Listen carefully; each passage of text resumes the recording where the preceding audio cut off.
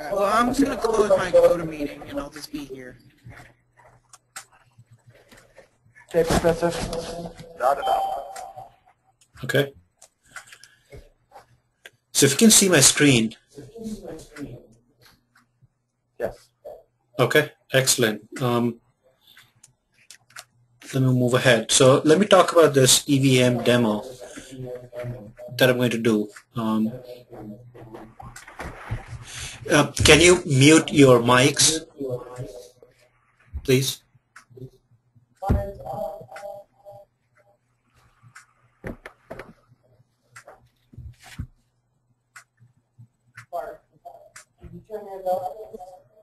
Yeah.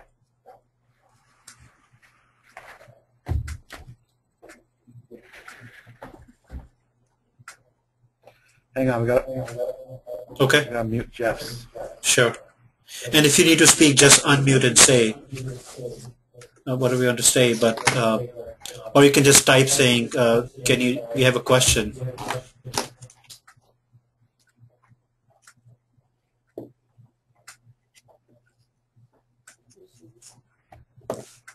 Can you hit that right there? Oh, just a minute, sorry.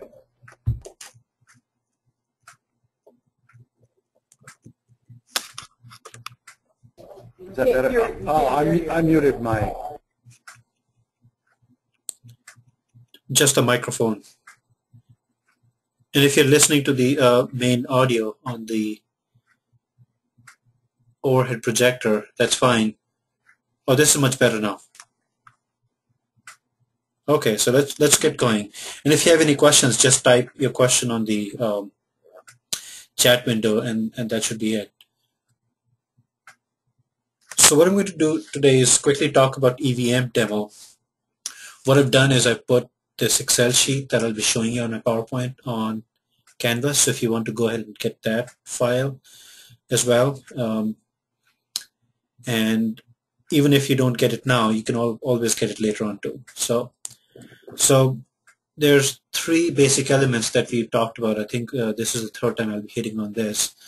The first basic element of a EVM system is the planned value. It's also known as the budgeted cost of work, which means that what you planned out for the whole of the project.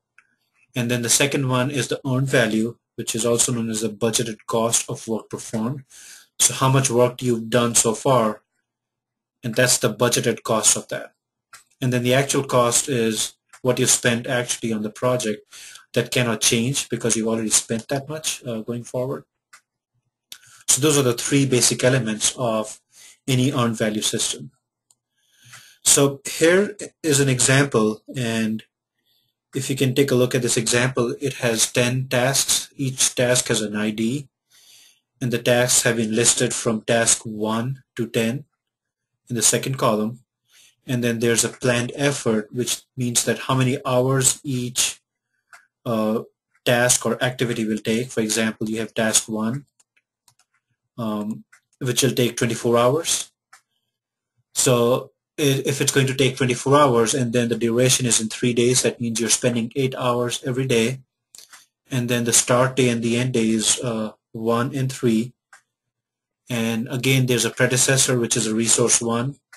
So what that means is that which resources are assigned to each activity for that to be finished up.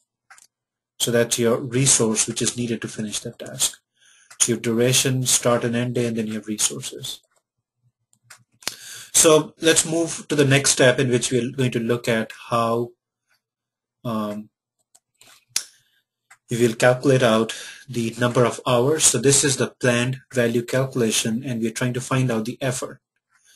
So the critical path of this project is 17 days.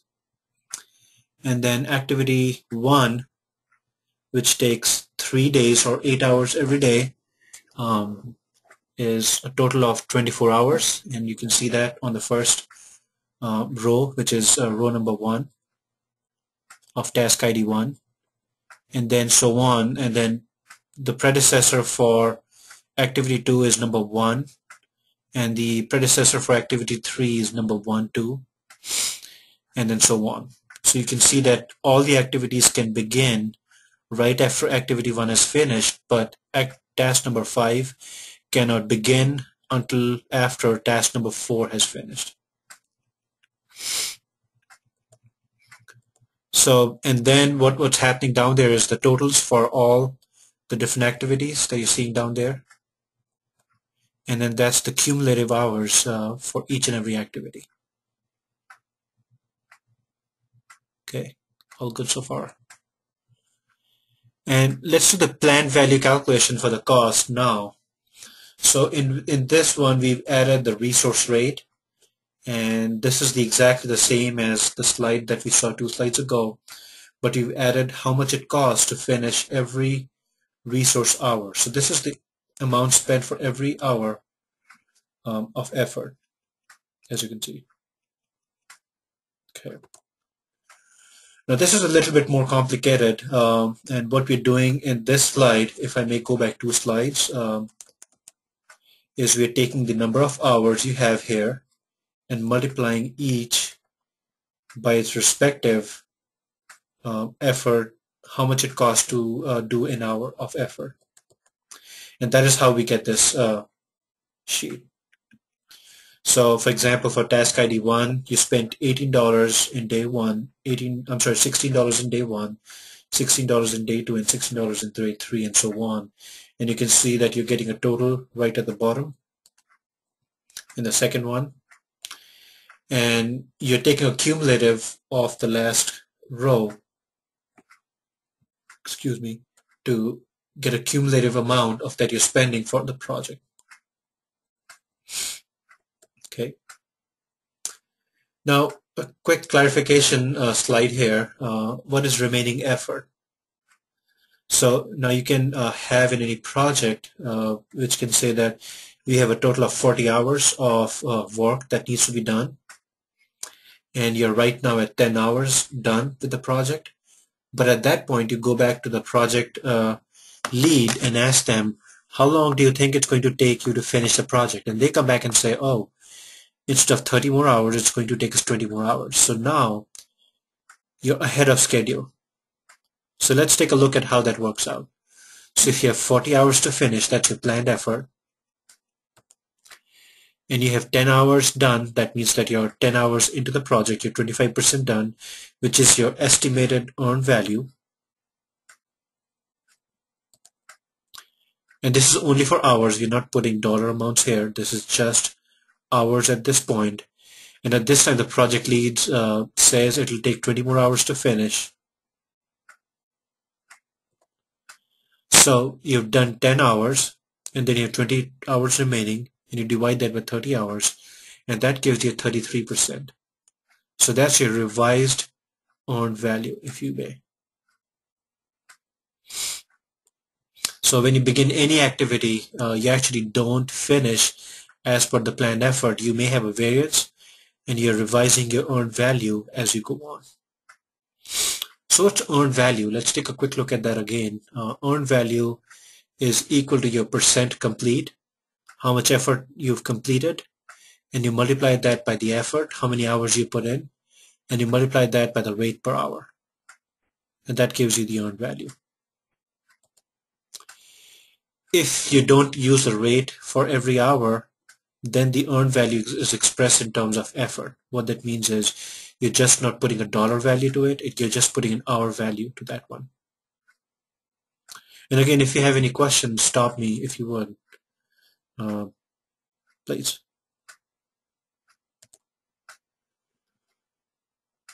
Here's another concept in which we look at activity finishing up. So how do you know how much is percent complete? There's what is known as a 50-50 assignment. In this assignment, you right away the activity begins, you assign a 50% value to it, and the moment it begins, you have a 50%. Now, this is usually not used in assigning, because if you want to know more specific details of a project, you won't find that out until about the 50% mark. So in some cases, you would use what is known as 0, 25%, 50%, 75%, and 100%. In some cases, you would actually monitor it on every single day, at the end of every day. And the reason you would do that is you find that activity to be really critical and you want that to finish on time. So this is a trade-off. When you do the 50-50, the activities are not that critical. Even if they get delayed, you're fine because they're not the critical path. But for the activities in the critical path, you may monitor them on a day-to-day basis. So let's do the earned value calculation. So in this case, we saw the effort, which was right here. How much is the effort that you put in? And then we've put in a column here, which is your percentage complete, which says task 1 is 100% complete, task 2 is 75% complete, task 3 is 60, and so on. So you're taking those hours, multiplying it by the respective percent complete, and then you again multiply that by the resource rate, which is the amount spent doing every hour of work, and that gives you the last column. Okay. Now this is just for day 10. What that means is this is not for the whole project, but as of day 10, where is the project at any given point? Now let me just back up a little bit here. Now you can see that for task 1, it's 100% finished.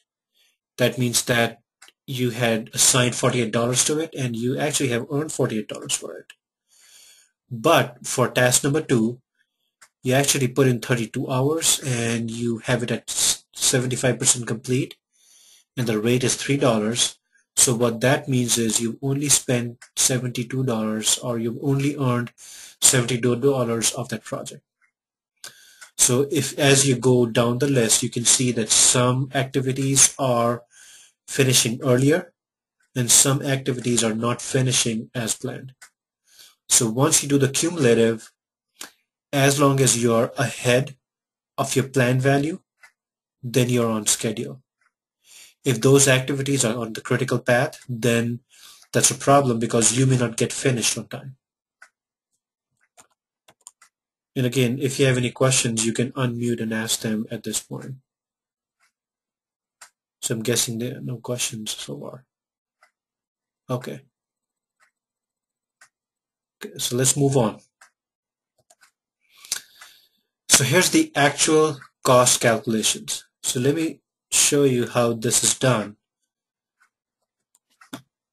Now you had a resource rate, okay, and then you multiply that by your actual hours, which is this right here, in which what you're doing is you're saying that the actual hours used for activity 1 or task 1 is, instead of using 24 hours, you use 30 hours.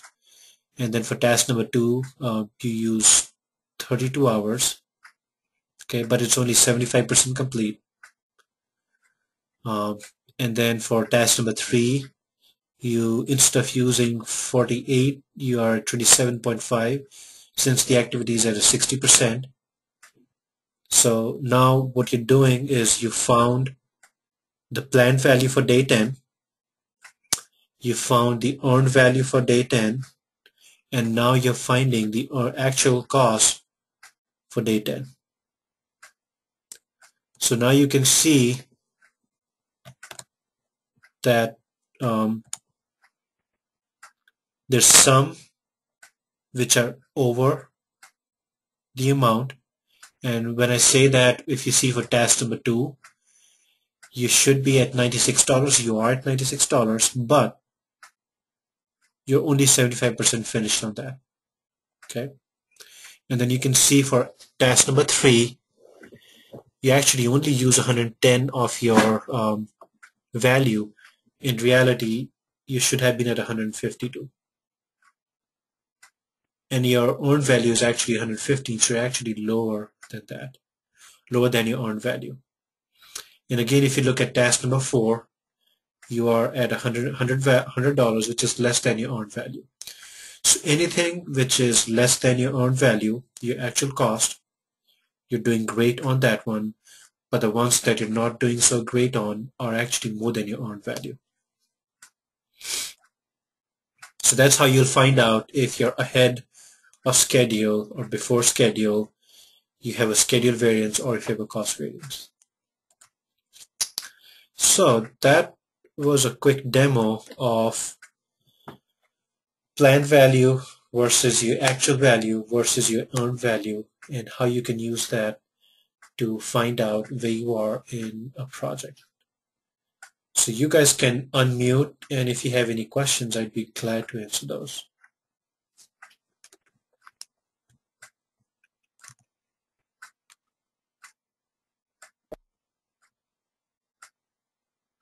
Mark. Did you get that? No, didn't get that. Come again. Jeff wanted to know if you could go over the earned value problem of the previous assignment. The one that I just showed you, or the one that...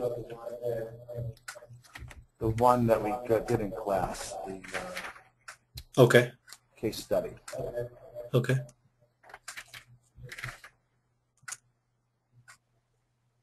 That one? Yeah. Okay. So, what's the question?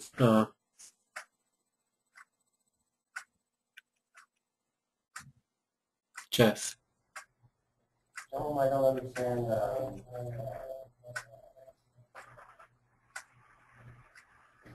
Where the 22,749 comes from and how it all this. Did you get that?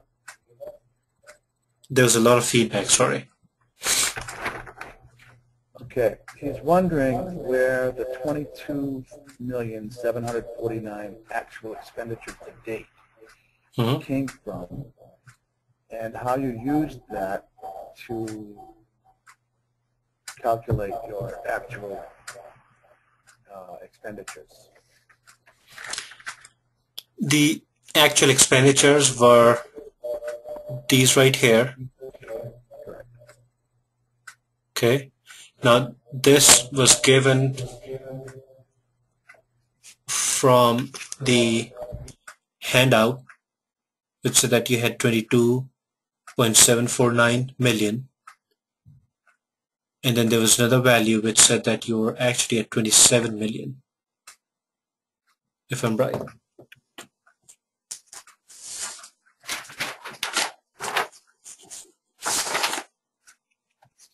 So you had 28.5 million planned expenditures to date, and then you had actual expenditures to date.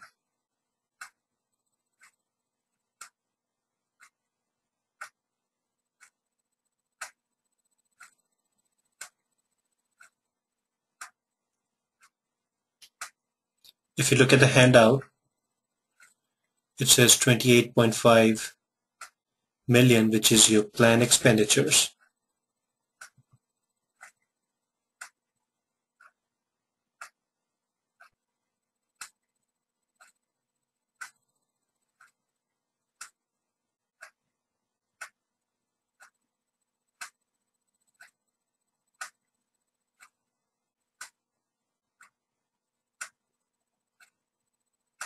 So what's happening is the previous manager... Go ahead. Okay. It's confusing on how you worded it. The planned budget today, 22,749, and the actual expenditures at 15,900. Because what's really happening is the planned budget of what?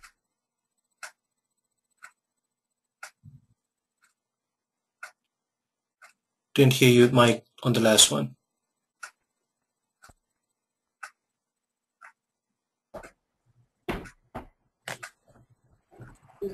So the manager went over budget. Is that what's happening? Yes, when they said that there are 50%, and when they were giving the numbers out, they actually had a wrong indication of where they were. The manager that was going up. And that's why when she mentioned that the project is under running, that's when she had the wrong numbers in the first place.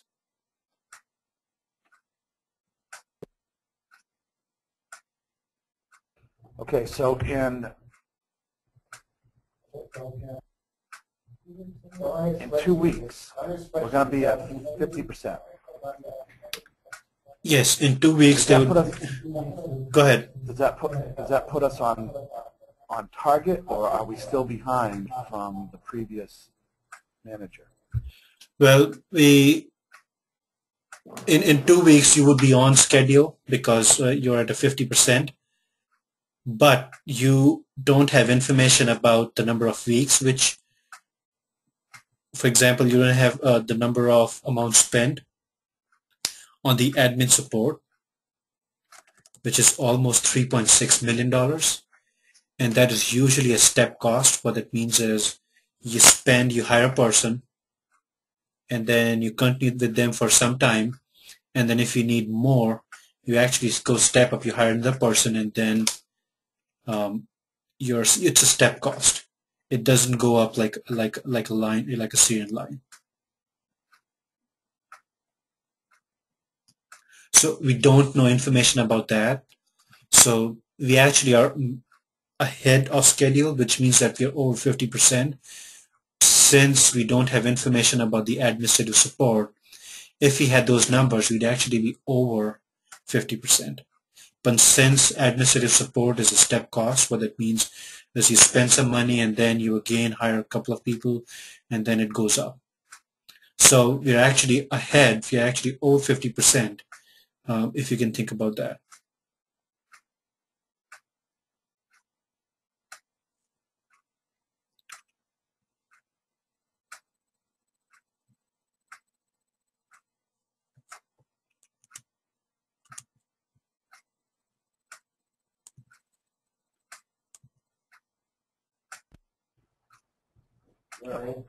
Okay, the confusion is still on the verbiage.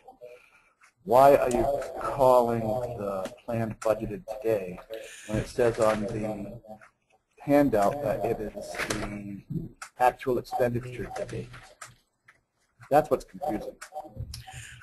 Those numbers were given by the previous project manager.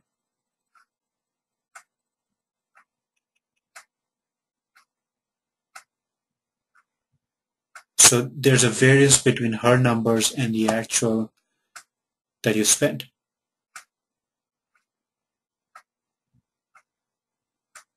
So when she gave the numbers out, those numbers were not right. And that's what that number is from. And that's the variance between the previous manager's cost and what you actually spent. Okay, so now that we got that clarified, how about what do you want to do with the earned value on this particular case study? Okay. So the earned value, if you go back to the demo that I just gave you, in which what you're doing is now you want to find out is how much time you have left to finish the project up. And if you looked at the last screen, which is my last column right here, which is 5.33, 11.33, 4.83, and 6.52. So that's how many weeks are left to finish those activities up. See that? So the 5.33, 11.33, and the 4.83 and 6.52. So if you add all of those up,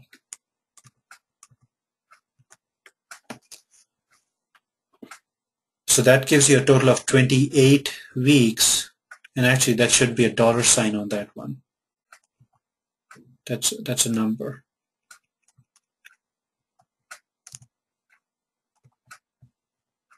So that's so those are numbers, number of weeks. If you were to do the current, at the current rate, at the current spending rate is how much you will be spending out. So now what you do is you go back to the calculations we've done here, in which you find out how much effort you put in. This could be hours. And then you find out your percentage complete. And since we don't have a resource rate right now, so you just multiply those two and then combine that together. So the effort put in hour times the percentage complete.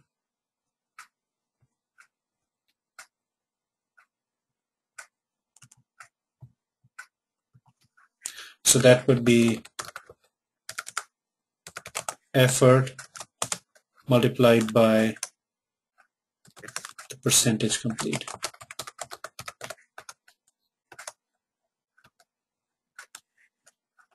Well,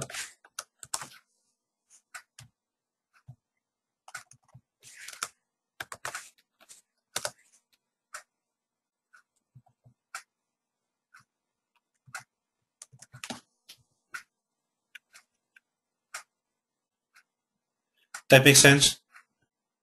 So the effort that you put in,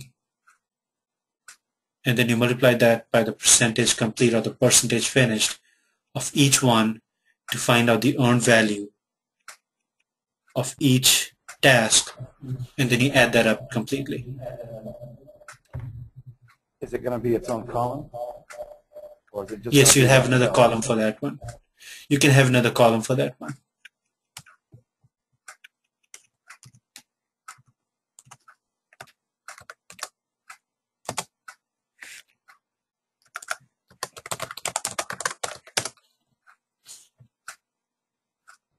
Okay, good, thanks. How about the $3.6 million in administrative support? Since we don't have any information, what to do is you take it at current values, Okay. and that will be updated as you get together to the end of the project. Okay.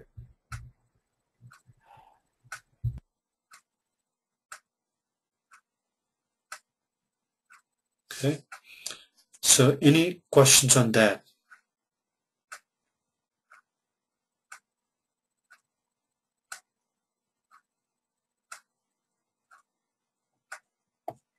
Right. So if I don't see any questions, I actually had on plan that I was hoping to introduce the final project for this class today.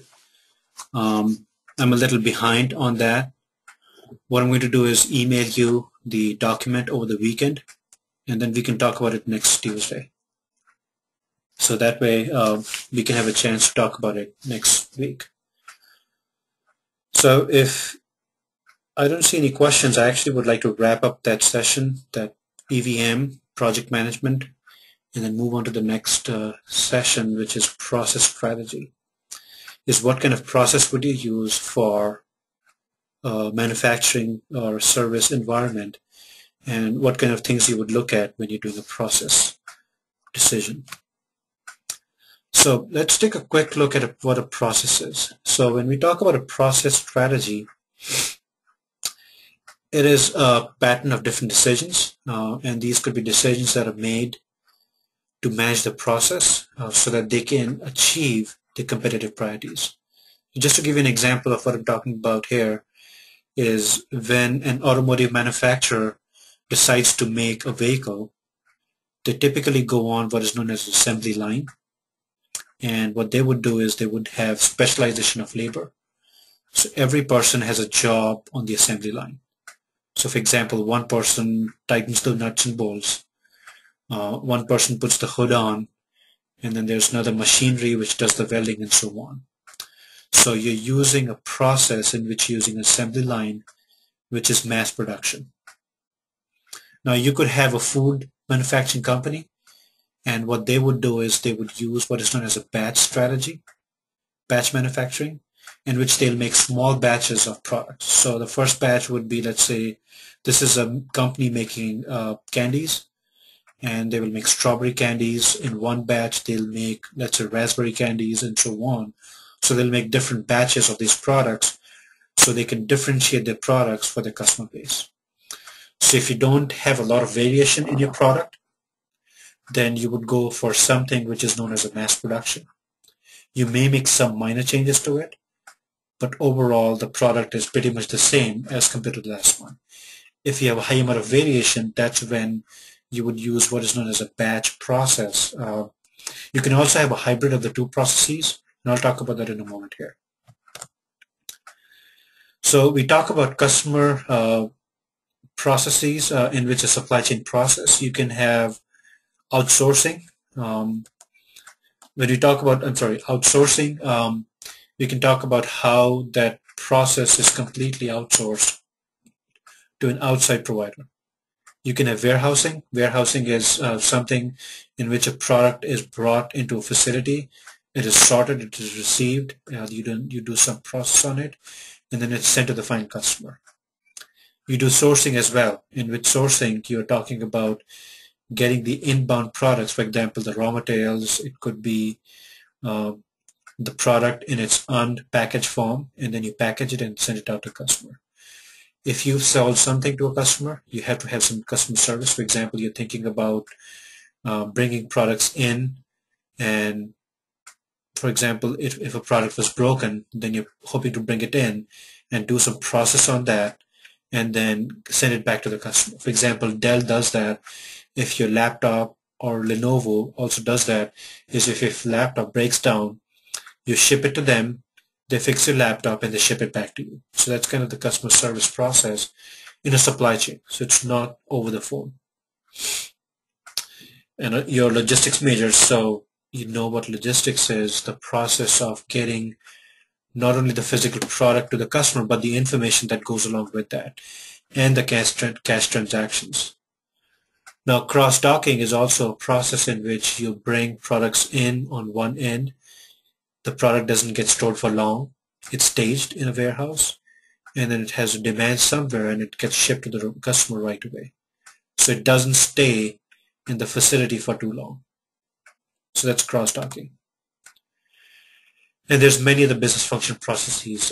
There's activity-based costing. I'm probably sure you've done that in your accounting. There's asset management, billing, complaint handling from customers or vendors.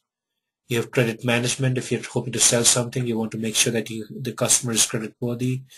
Customer satisfaction in terms of products sold, service levels, and so on. You have employee benefits, so you have a whole range of other business functions which depend on your process. So when we talk about the process strategy decisions, we are really talking about the process structure, which is the first box up top. You're talking about how much contact you have with the customer. Do you have a high level of contact, or do you have a low level of contact? When we talk about a high level of contact, a Subway is probably an example of a high level contact, versus when we talk about manufacturing, let's say Hyundai manufacturing their vehicles, that's a low level contact. So depending on what kind of contact you have with the customer, a low or a high, and what kind of flexibility you need in your production, that depends on your capital intensity. What that means is, do you have low automation? For example, if you're in a Subway, you don't have any automation, versus if you're in a Hyundai plant, you have a high level of automation. And that's what determines what strategies you would use to make some changes. And that leads to your effective process design, if you may. So I talked about customer contact. When we talk about in a service process, the dimension, you have to be present, because if you're not there, the customer doesn't feel like they're getting a good service. So usually it should have a high amount of contact. And if you have customers, for example, if you go to a doctor's office, it has people that are being processed. And then you can have contact intensity. What that means is you need to be not only active, but you need to be visible. For example, I've been to these restaurants, and what they've done for the customer service is they've actually put a glass window between the customers where they're eating the food and where the food is actually being made. So now, even though the customer is sitting and eating the food, they actually can see how the food is being made. So that is an active and visible example, if you may. Versus when you have a low contact, it's passive, out of sight. You don't really want the customer to see what you're doing. When you're in a service environment, you need to have a personal contact, high person skills, versus a factory worker that is putting the hood on your vehicle. They don't really need to have any personal skills or personal customer service skills.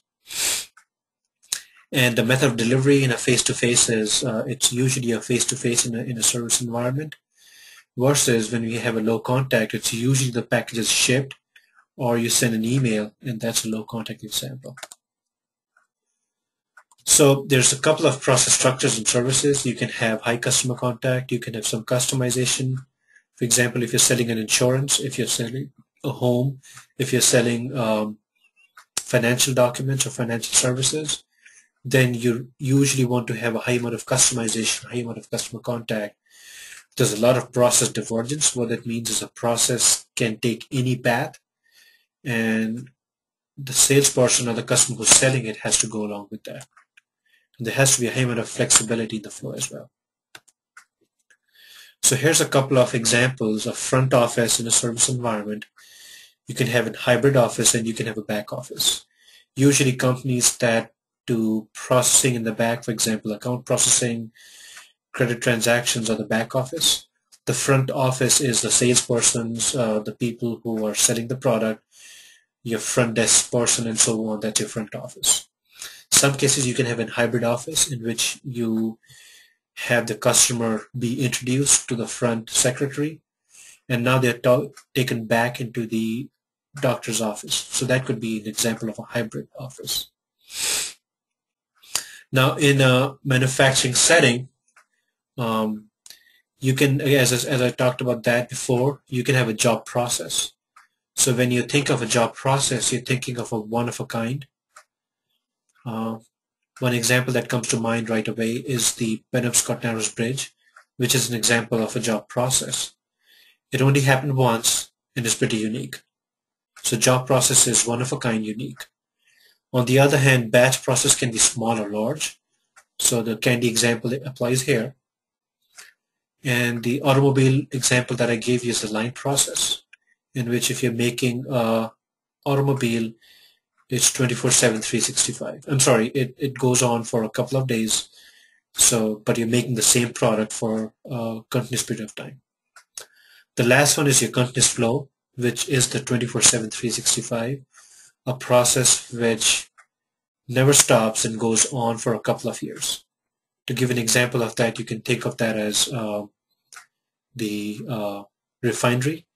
You can also think of that as the nuclear power plant. They only shut down once in maybe 10-15 years. Pipeline flow, that's again an example of continuous flow as well. So usually commodity-based, huge volumes, one or two products at the max. Line process, they may have couple of variations. For example, you could produce a SUV, you could produce a family vehicle, you can produce a small vehicle, and that's an assembly line. Batch process has more variation of the product. So you could be producing different kinds of candies, you could produce a candy cane or so on. So you have much more variety, but your volumes are much low. Job process, only one product, only gets produced once and very unique. So this is kind of the split between job, batch, line, and continuous flow. Let me just stop here for a second and see if anybody has any questions. Mark, Jeff, Mike, all good? All good. Okay, super. Making sense so far?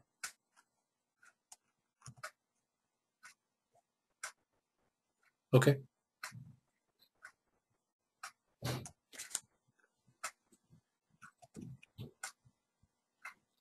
Now, you can also do what is known as make to order. So when you talk about make to order, you are receiving the order, and after you receive the order, you make the product. So it's completely, you don't have anything at all, and you're making it from scratch. The other one is known as postponement, assemble to order. And in this, you use the postponement strategy, which IKEA uses. Even Dell uses this. There's some standardized pieces that they have on hand. And once you receive the order, they put those together and they customize it to your needs. So you have postponement and you're customizing it to the customer's need. And what you also have is known as make to stock, in which you're mass producing the product beforehand in anticipation of demand. So what that means is you're producing cereals, you're producing food products, like cooked beans in a can, and you ship them, you make them, you ship them to the store, and you're hoping to sell them sometime in the future. So let me stop at this point and give you a couple of examples of make to stock, assemble to order, make to order, and then a couple of postponement strategies which companies have taken on. So how many of you have had apparel that you've had customized? Have you bought anything that you've had customized from someone?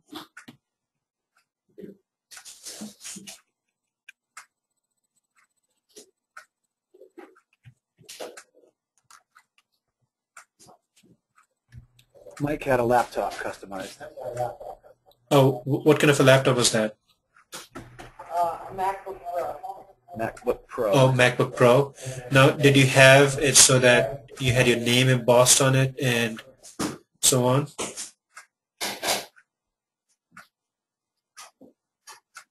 Yes. Okay. All of that. Okay. Let me show you an example of a company which does jewelries, and they actually can customize and send you a custom built jewelry in less than a day.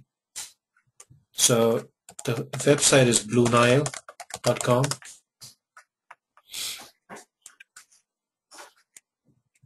and they do diamond jewelry, and you can begin with a diamond. So you select what kind of a diamond you need,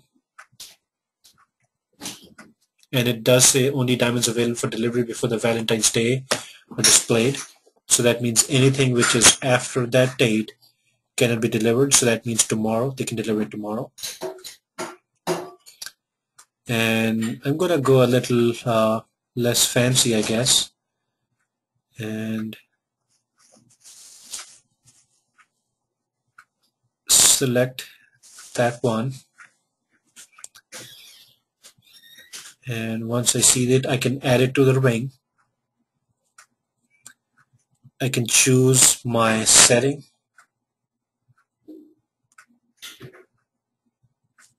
That looks good. So I put in my metals. I've selected this style, and I get the ring size, which is 6, actually 6.5,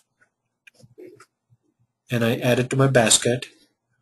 And it says if I order it within the next hour and 40 minutes that they will deliver it by tomorrow.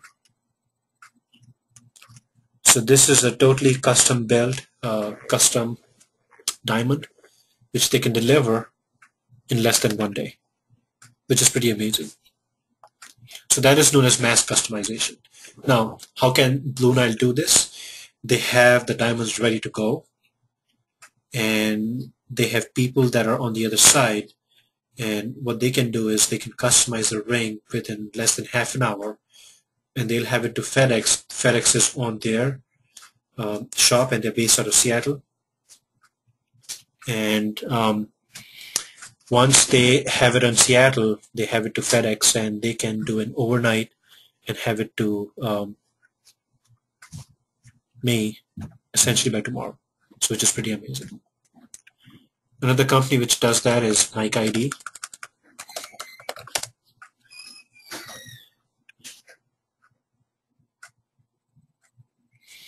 And has anyone of you ever ordered something on there?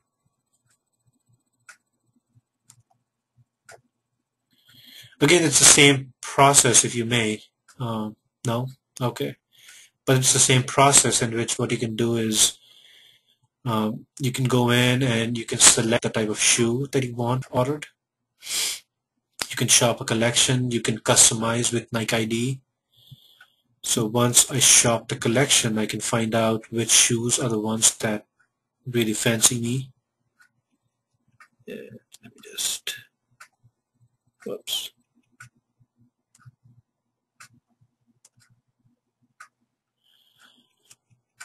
So this is LeBron James. Wow, that's really fancy. That is.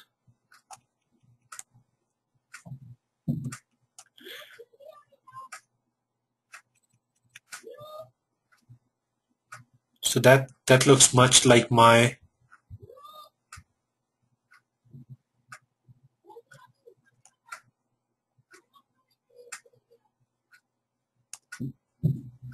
and again I can customize it down to the last thing. They have so many things I can customize, and for less than the same price that I would get this at store, I can have my name embossed, I can have it shipped to me, and this takes less than 7 days. Another company which does it is M&M's.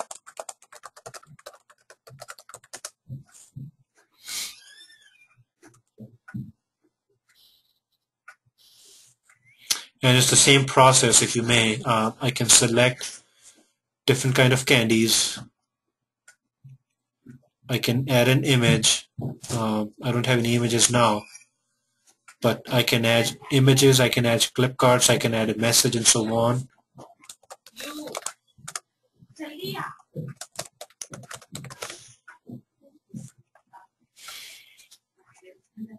And so on. I can get a Valentine's Day gift, and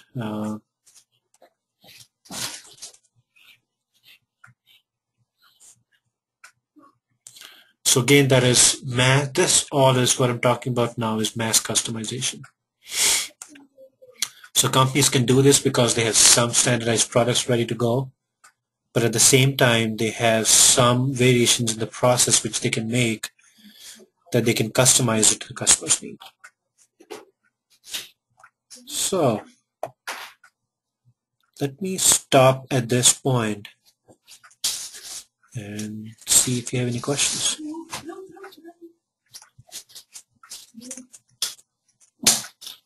No? Take that as a no. How about Jeff and Mike? Nope. Okay. Well, I think I'll stop at this point and continue this discussion next week. I am planning to still put the video for the Microsoft project on, and I'll walk the different steps on how to put that through and how to put EVM in that process as well. So again, look out for that sometime tomorrow or so on. So look out for that sometime tomorrow that I can put that on. And again, it's a reinforcement of what we just talked about today. Okay. And I've extended the deadline for that to next Monday. I'm still looking for the 3 questions on this one today, and I'll post a video for this online as well. Okay. So if I don't see any questions, I'm going to pause my screen and stop my recording, and then I'll post the video on Canvas.